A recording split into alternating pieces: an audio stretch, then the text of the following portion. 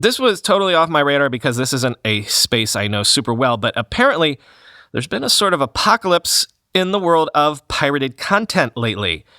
There has apparently been a historic drop in pirated content in terms of volume over these last few weeks after the U.S. government busted a bunch of pirates, especially a community known as SPARKS, taking down in the wake dozens of top pirating sites, quoting Torrent Freak.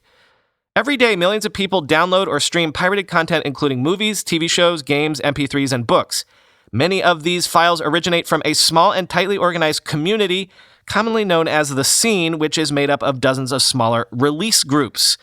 These groups tend to operate in the shadows with little or no public profile. At least, that's what the unwritten rules dictate.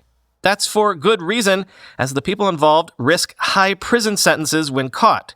It's very rare for Scene group members to get busted, but last week the U.S. government claimed a major victory.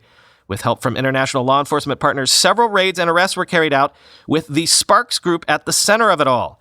The first reports on a possible law enforcement action trickled in last Tuesday, and a day later, the U.S. Department of Justice confirmed that 3 people had been indicted.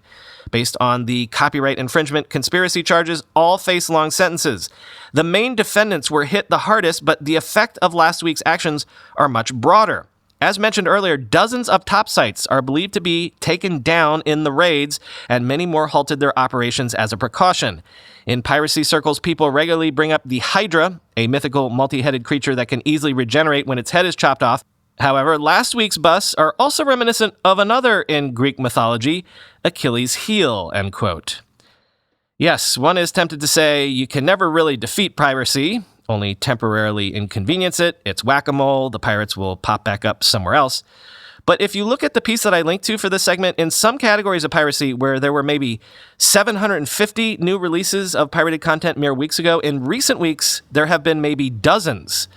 Does look like some important or at least prolific pirates were hit.